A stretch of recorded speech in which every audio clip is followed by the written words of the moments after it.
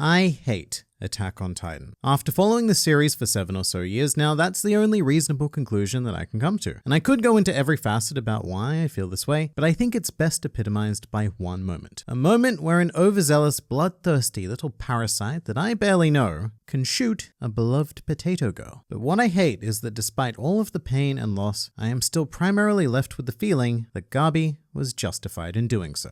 Hello and welcome to the NewWorldReview, your source for everything anime and manga, and today we are here to dive into my complex feelings regarding Attack on Titan, a series where I don't think the words love and hate are so mutually exclusive. And more specifically, why the latest, at the time of this recording, episode of Season 4 encapsulates this experience pretty perfectly. But for a bit of fun, we're going to start off with a slice of democracy. I understand that young Gabi will have caused quite a stir in the anime community, perhaps even the world at large, given what's trending on Twitter. So here's the deal. If you think that Gabi was justified in her actions, then please do show your support by hitting the subscribe button for the NewWorldReview, which will also result in regular anime, perhaps even Attack on Titan content uploaded straight into your YouTube feed. Or if you think that Gabi is some kind of satanic hellspawn who deserves nothing but a swift yet painful death for the crime of taking our beloved Sasha away from us, then please do show your support for that by subscribing to the NewWorldReview. And then I'll go away, calculate those votes, and we'll just see where we end up. But for the purpose of this video, I have already run a less scientific inclination of this poll in my community section, which has a fairly even split actually, with slightly more people in favor of Gabi's decision. Of course, I did make this poll quite deliberately blunt. It has no room for nuance whatsoever because that's just not how war works. In the moment, there is no time for nuance, so I wanted to know where people stood on that sort of level. As for where I stand, like I quite blatantly stated in the intro, this is the sort of situation that makes me hate Attack on Titan. Not because the series is bad, I actually think it's been incredibly solidly put together, and I hope that we do keep this up all the way till the end. But I hate that this series forces me into some very uncomfortable territory regarding morality, and usually lands in quite a depressing and unsatisfactory place. Which is pretty perfect for this series, which aims to explore deeper aspects of humanity by juxtaposing them against giant monsters, and then always asking us the question of, well, who are the real monsters here? And the correct answer is often, literally everyone. But our monster of the hour this time around is Gabi, and I want to hate her, I really do. Aside from Levi, Sasha was easily my favorite character in this entire hellhole of a series, and I highly doubt that I'm alone in that feeling. Sasha was like a beacon of this potato-generated light in a swamp of morally questionable protagonists who only continue to become more and more bogged down with every decision they make. And I suppose that's exactly why Sasha had to die. There was no other character on that airship that Gabi could have killed, which would have had more impact on the audience than Sasha. Someone who I would say, at least anecdotally, is universally loved. Seriously, I think Gabi could have shot Armin, Mikasa, Connie, Jean, maybe not Levi, but almost anyone else on that airship could have been killed, and it would have generated less outrage than killing Sasha. There are even some people Gabi could have shot that might have generated some form of celebration. I mean, personally, if she'd shot Eren, I'd be all on board with Team Gabi. Or if she'd killed Flock, then I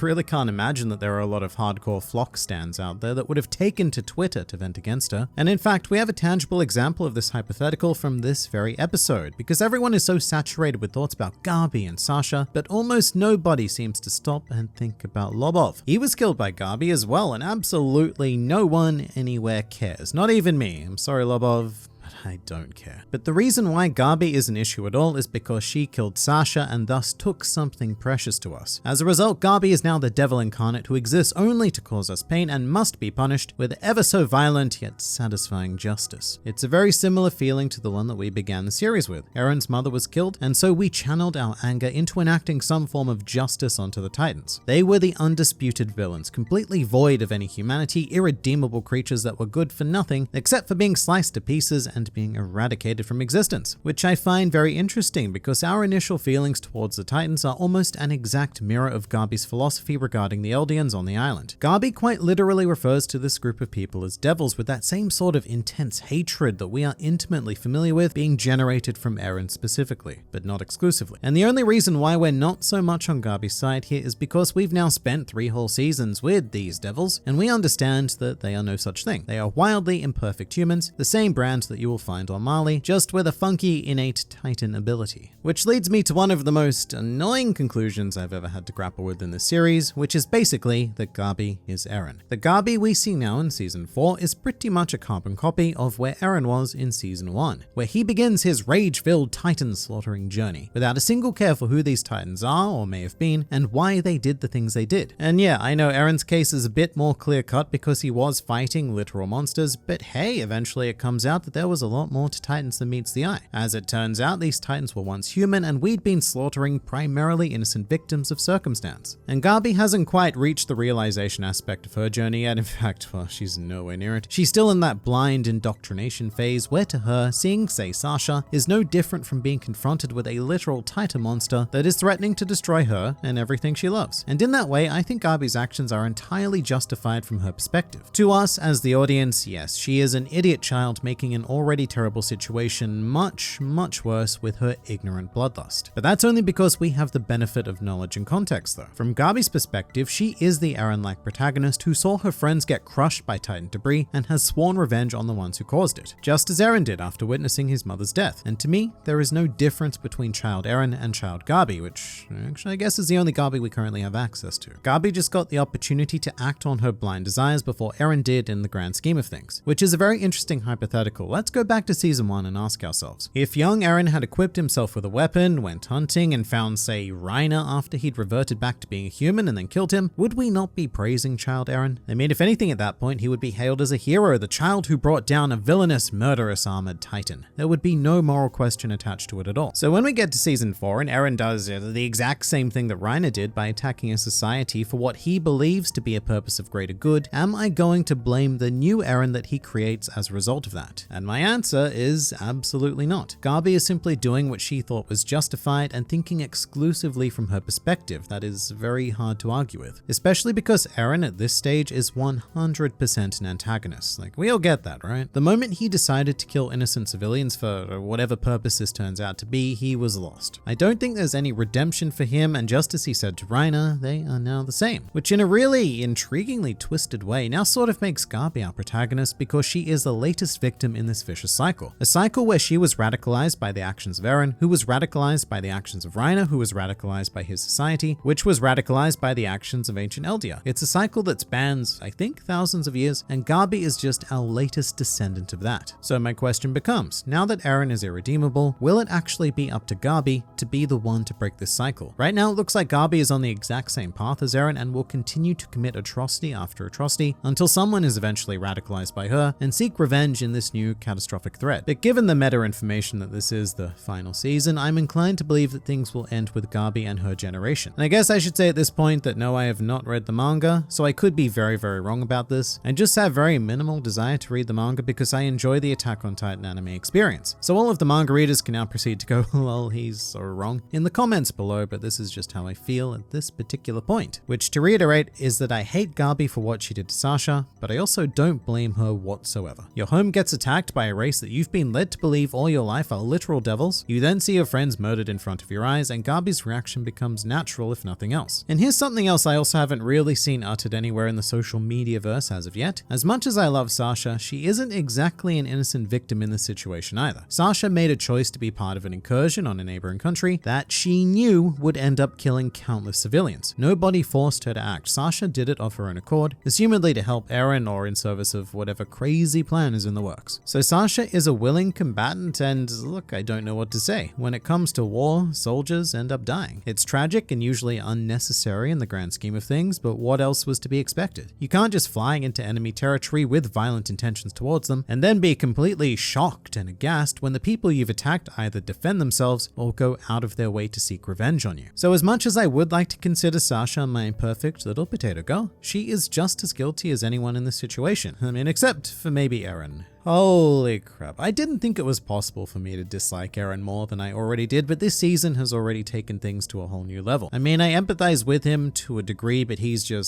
so far gone at this point. I would be pretty incredibly shocked if he was redeemed by the time the series ends. Gabi, on the other hand, I think we might see go in the opposite direction. Right now is our period of peak Gabi hate, but after being taken in by the enemy, there is the obvious chance that she will have to live with these devils for quite some time. And during that time, Gabi will discover that, hey, they're not all that bad, are they? And hopefully with that sort of perspective, this cycle will end with her. With that said, the other option is that Gabi is also too far gone herself, and that the cycle breakage duty is going to fall to Falco. Someone who should definitely absolutely not be ignored, because he's already further on his journey of understanding than I think most characters in this world. He's also not completely irredeemable yet. Falco hasn't gone and committed any brash acts of atrocity, so who knows? Maybe I'm wrong about Gabi and Falco is going to be our endpoint. All I know is that things things are going to get a hell of a lot worse before they get better, if they get better. I think if is an important word here. But like I said, I quite thoroughly view Eren as the primary antagonist of this series now, and if one is going to hate on Gabi for killing Sasha, then I think that at the very least, an equal amount of hate should be directed at Eren for instigating this whole attack in the first place. But even then, it becomes a very vicious blame cycle in and of itself. Gabi was a victim, Eren was a victim, Reiner was a victim, the Malians were victims long ago, and who knows how long it goes back. The roots of blame are absolutely endless, and I think that's kind of the point. Trying to assign blame is meaningless because, at this point in time, there is no chance of justice for anyone. Both sides of this conflict have committed atrocities which have sparked response atrocities, which have only further bred atrocity, and really the only way forward is probably to somehow just come to a full stop. For someone to experience hardship but then refuse to retaliate. And that's why I hate Attack on Titan, because while I have no idea what's coming, I know that the ultimate solution to this problem, if there even is one, will not be satisfactory. It will require some sort of painful compromise, and that sucks. That sucks so bad. But that's also a very realistic depiction of war. There is no glory, only destruction. And nothing to really be done from that except pick up the remnants and rebuild. Furthermore, I also hate this series because it has this tendency of transforming characters I love into characters I hate, and then turning characters I hate into those I love. But that's also why it's so damn compelling, because look, as much as I hate you, Gabi,